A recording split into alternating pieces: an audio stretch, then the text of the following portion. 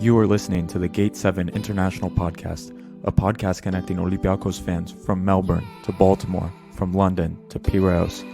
We are four Olympiacos fans from every corner of the world, bringing you news and interviews of the team you love in English.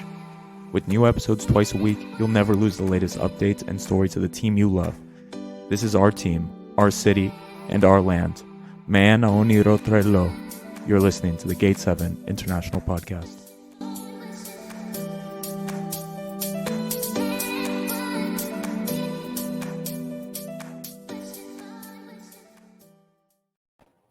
What's up, everybody? This is Adi again, back with another deep dive for Gate 7 International.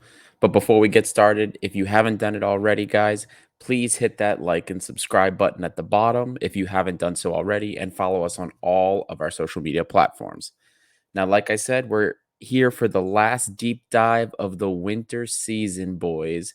None other than Joao Carvalho has been signed by Olympiacos to give us some much needed reinforcements in the midfield, namely the attacking midfield position. Now, we have been linked with Carvalho before. If you guys remember last summer, even it seemed like he was on the verge of coming. Unfortunately, he didn't make it. We got Thiago Silva instead. Thiago Silva, unfortunately, didn't really work out too well for us. Oh well. Let's see if the second Portuguese from Nottingham Forest can do a job for us this time. So, guys, Joao Carvalho, he's not the tallest guy. 5'8", 172 centimeters tall for those of you metric guys. Weighing in at about 150 pounds or 67 kilos. Small guy, pretty thin, all things considered. And in the tape that we watched, he's played primarily as an attacking midfielder. So he does play primarily as a number 10. However, in previous seasons, we have seen him play deeper in the center mid role.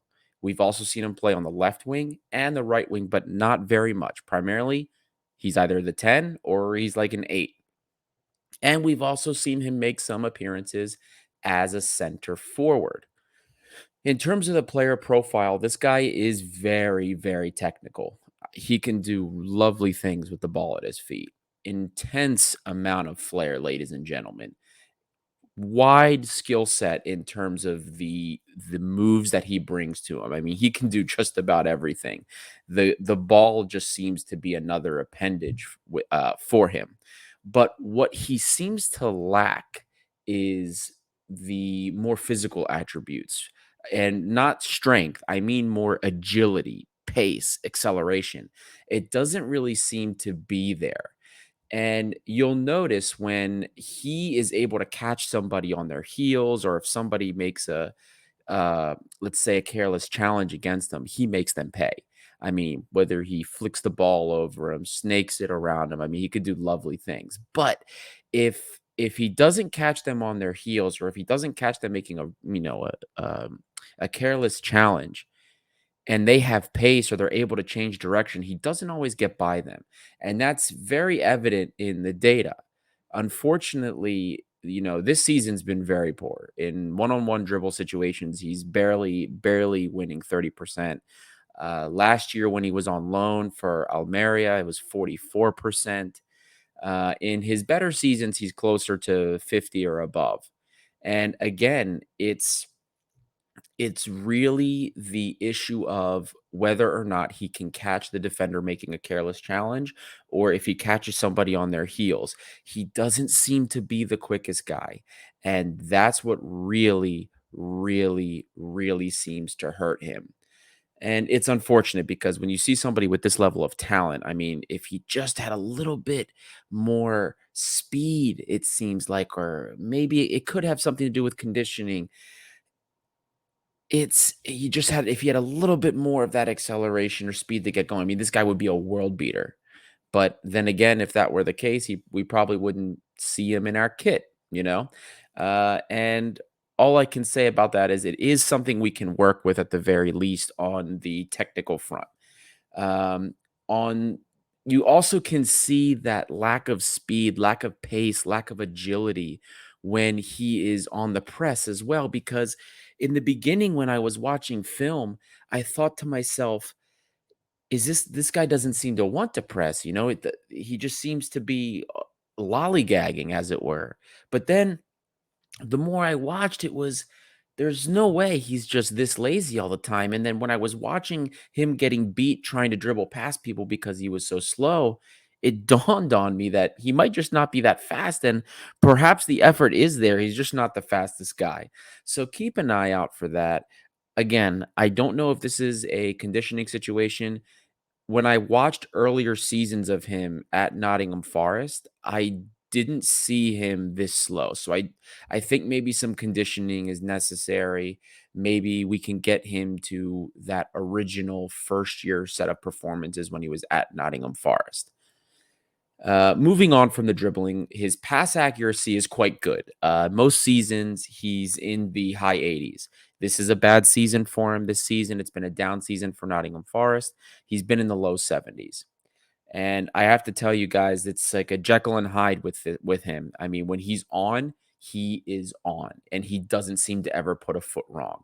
He can put together some magical things. I mean, flicking balls right over defenders, gorgeous chips, through balls, you name it. But there are just some games where he doesn't seem that he's altogether with it, and he just looks out of place. So there is a little bit of that inconsistency, especially in the last couple of years, is a thing with this player. Now, I can say this. He does take risks. This is both a good and a bad thing. We've talked about with younger players, they don't take risks. So you can't tell sometimes if the vision is there or not because they're not quite as likely to make a risk or make a bad pass because they want to keep things close to the chest. They want to play the sure thing. He's not really afraid to take a risk. Sometimes it can be a little bit overboard. Maybe he tries to be a little too cute with a chip here and there, maybe try to nutmeg somebody, but he does take risks downfield. And for a midfielder, especially an attacking midfielder that we want that creative thought process from, this is something that you do want to see from him, but we hope that we can see something that has a little bit more purpose and something that isn't very wasteful. Moving on to his defensive attributes. A lot of people have compared him to Thiago Silva in many ways. If you guys remember, Thiago Silva, it felt like every time he went for a challenge, the guy was trying to end somebody's career or he was about to get himself a yellow card on whatever challenge he was trying to make. I didn't see that with Joao Carvalho. I saw somebody that, especially closing down players with the ball, was a little bit more patient, better, sure-footed, and very solid, at least at holding somebody up if they had the ball to wait for his teammates to get back. What I did not see is the ability to telegraph passes from the other team very well. So it, in times when he's in the midfield, there were times the ball's being passed all through the midfielder and you're wondering where they are. And he's positionally doesn't seem to be very aware defensively, I should say. Thiago Silva was very similar, so it doesn't necessarily surprise me. It's just something I want everybody to be aware of and look out for because he is not the best on the defensive side of the ball. He's very poor in the air as well. Not a lot of attacking midfielders are great in the air, and he's also not very tall either. So this isn't something that shocks me, and it's not something that surprises me either. So once again, not very good in the air, and even with loose balls, he doesn't win a lot of loose balls.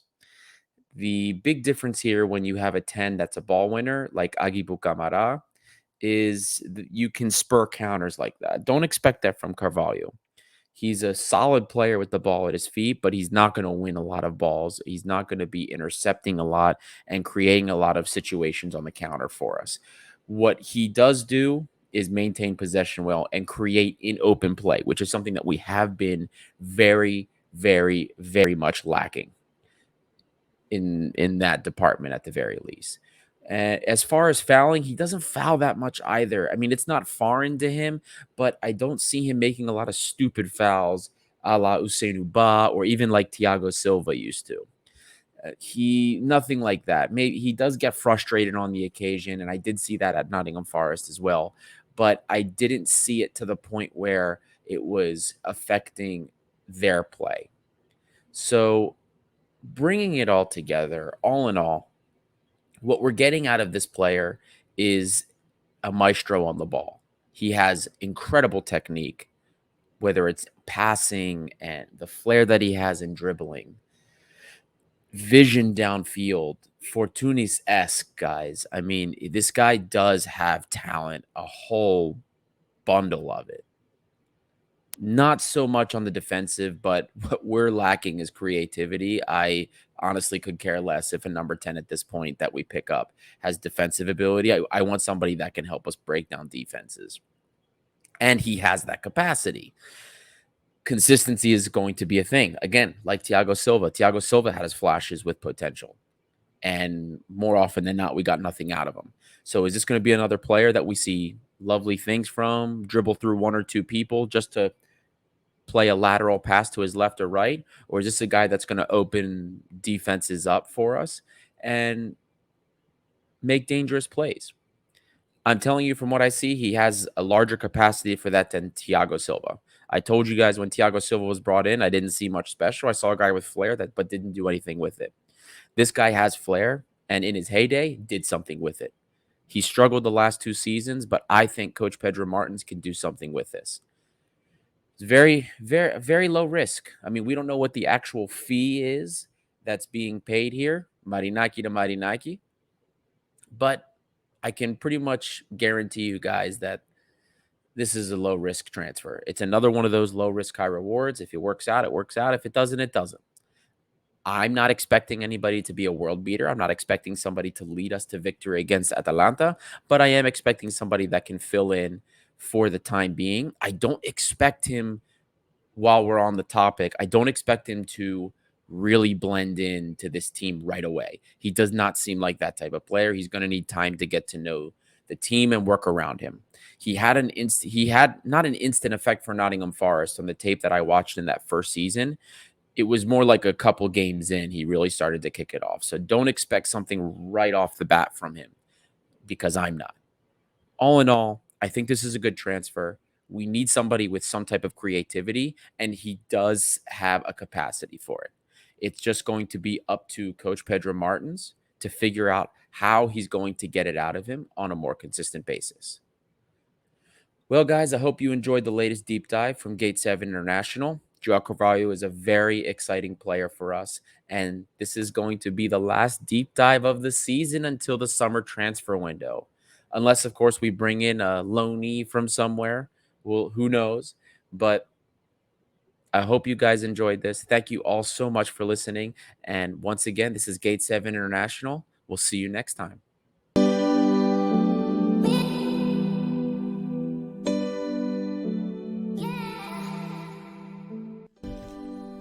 You just listened to an episode of the Gate 7 International Podcast, a podcast connecting Olympiacos fans from Brussels to Tokyo, from Toronto to Geneva.